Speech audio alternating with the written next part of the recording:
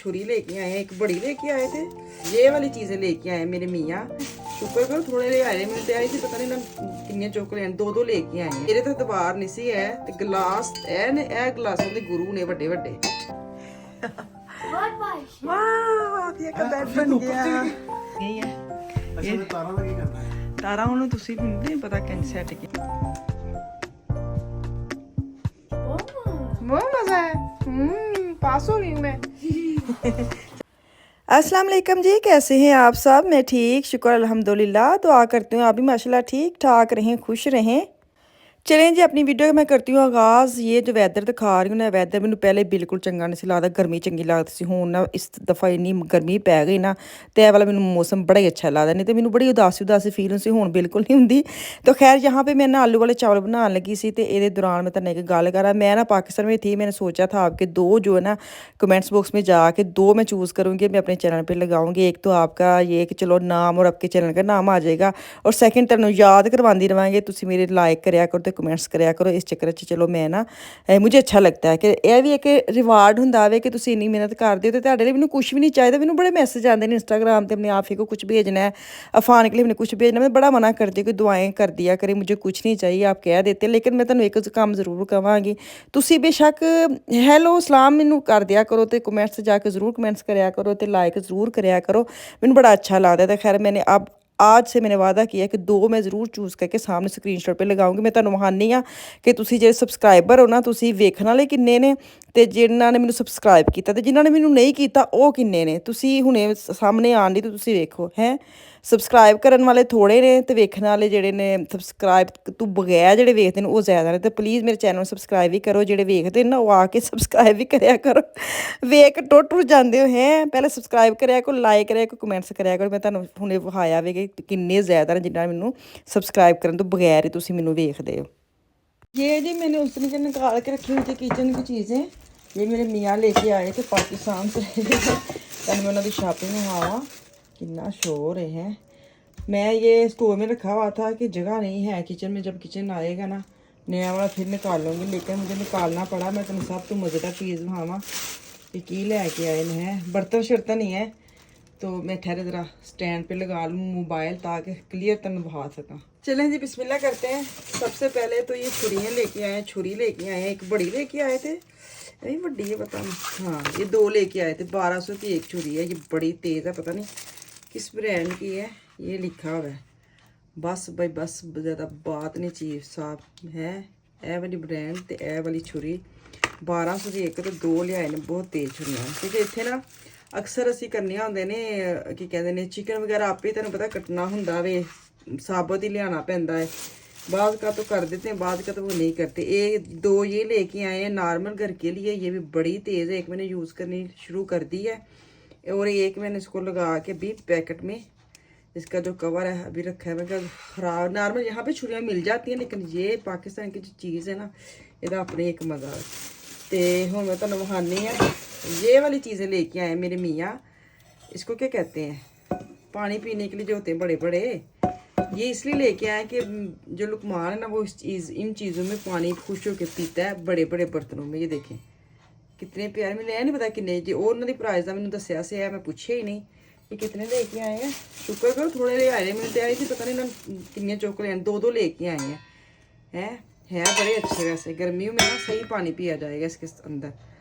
तो ये दो लेके आए हैं, गिलास ही कहांगी, गिलास दे गुरु कहांगी। गिलास होता है ना, मैं आपको दिखाती हूँ गिलास जो लेके आई हूँ, वो मैंने पहले भी दिखाया हुआ। ये गिलास मैं लेके आई हूँ, है मेरे तो दबार नहीं सी है, तो गिलास ए गिलासों के गुरु ने बड़े बड़े, तो ये मैं लेके आई थी। ये हो गया अच्छा जी। अच्छा ये भी दो ही लेके आए हैं, ये वाले भी दो ही लेके, अंदर देखो स्लिप भी पड़ी है किन्ने की शॉपिंग की सी, तने इत्थे बहा भी देनी है। 2 मग 1000 रुपये दे, 2 मग 1650 दे। अच्छा छुरी लिखी है, छुरियाँ 1200 देखिए, छुरी से ये छोटी छुरी जो ना वो 300 की है। चलिए मैं तुहानूं प्राइस विखा देनी। हमजा कराकरी बर्तन स्टोर है, पता नहीं कितने का क्या दुकान है, जाल खान वाला। हुण मैं पर्ची नहीं सुट्टनी, वेखियो जो नैक्सट जाना पाकिस्तान संभाल के परस रखनी। पाकिस्तान कोई छापर भी आंदा ना, असीं वो भी नहीं सुट्टदे, तुसीं सोच सकदे हो हैं। कितना मुहब्बत है सानू। अच्छा ये दिखाया 3 ले आए ने, इन्हें से 2 ले आए ने, 3 लेके आए ये जो इनका मैंने नाम रख दिया ना गुरु।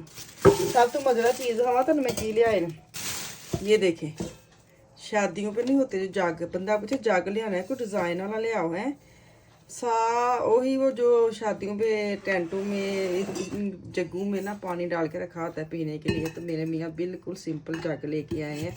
छोटी शादी में जो क्रॉकरी कह लो बर्तन कह लो ये मेरे मियाँ की चॉइस है। तो तुम विहायो कहो जी उन्होंने पसंद है, अच्छी पसंद है। अलहदा गल है एंड वाले दिन च लियाए सन तो एंड वाले च बैग होंगे ने फुल, तो उदों यही दिल होंगे कि हूँ कोई चीज़ ना निकले जी मैं बैच रखनी पवे। तो ये एंड वाले दिन में इतने बर्तन आ जाए तो तुम चढ़ना ना गुस्सा कि मैं अब इनको कहाँ रखूँ।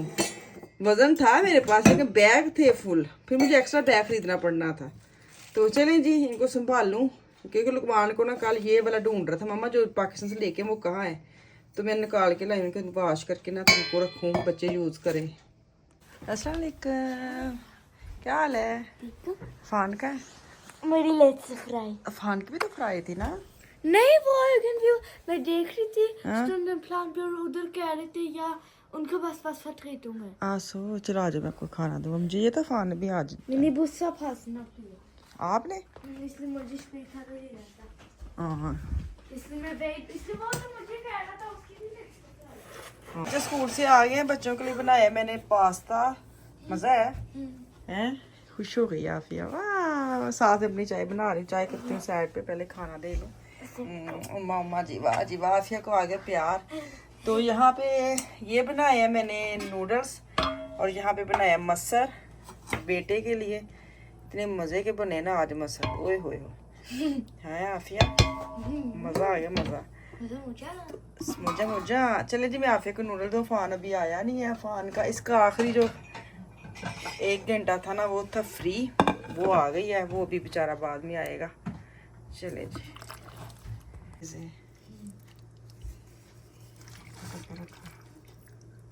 चले जी आफिया को मैं डाल के दूँ खाना, आफिया खाए। आफिया के पसंद का खाना बना है ना आफिया, मुझे मुझे मुझे मुझे आफिया की मुझे मुझे हाय हाय हाय हाय हाय हाय वाह जी वाह। चलो ठीक है चम्मच निकाल लो आप, तो मैं अपनी चाय उसको ज़रा बाला दवा के जाऊँ। ये लो निकालो चम्मच। चलो कहाँ है ये? नहीं जी गर्म ही, अभी मैंने अभी रखे थे दम पे। मज़े के हैं, खा के देखो, प्रूविंग करो, मुझे बताओ गर्म है ध्यान से? बहुत मज़ा है। पास हो गई हूँ मैं। चलिए जो टेबल पे मैं अपनी चाय को उबाला दबा लूँ। चाय रखी हुई थी सोफे पे जाके बैठ गई थी कि हल्की आँख पकेगी, हल्की जाके बहना चाह लेके जानी है। चलें जी बच्चे स्कूल से आ गए हैं, खाना शाना उनको मैंने दे दिया। अब मैं अपनी चाय लेके ना जाके आराम से तसल्ली के नाल चाह पीवांगी कि उस तो बाद असीं मिशाल दा बैड जोड़ना वे, वो भी बड़ा ही काम है। तो क्योंकि ਇਹਦਾ बैड जोड़ने तो बाद मेरा बैड आ जाना, फिर वो जोड़ना वे, तो नाल पूरा 2-3 हफ्ते में लगता है जी काम चलते रहने ने। तो काम करने बड़े ज़रूरी हैं क्योंकि जब मैं पाकिस्तान जाने से पहले ये सारा सोच समझ के मैं गई थी कि वापस आके मुझे ये सारा करना पड़ना है। अगर मैं करके जाती ना तो फिर हिसाब किताब भी इंजदा नहीं सी लगन दिया। तो मैंने सोचा नहीं आके करूँगी। तो विशाल का बेड था पहले नीचे से खींचने के लिए, वो अब ख़राब हो गया था। तो अब हमने लुकमान के जैसा लिया डबल बेड अच्छे वाला, अमेज़न से लिया है, तकरीबन 700 यूरो का पड़ा है सेल में। और मटरासे हमारे अपने, बाकी जो है ना रामन वगैरह इसके अंदर से निकले हैं। तो वो अब दोनों जो बाप बेटे ना वो जोड़े हैं। बेडशीट वगैरह सिंगल मेरे पास पड़ी थी 5-6 साल पहले की, और ये बच्चे बिछाने नहीं देते क्योंकि ये खिसकती हैं। मैंने कहा चलो आज नवे बैड तो नवियाँ तरह इन्हों की चादर पा देनी।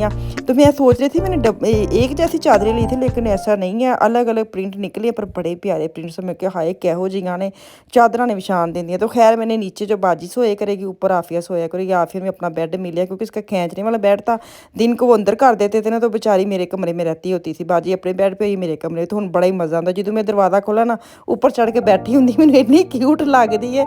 चलो जी इतने मैनू तो भाई इजाज़त, वापस आऊँगी कल। दुआ में याद रखें। अल्लाह हाफिज़।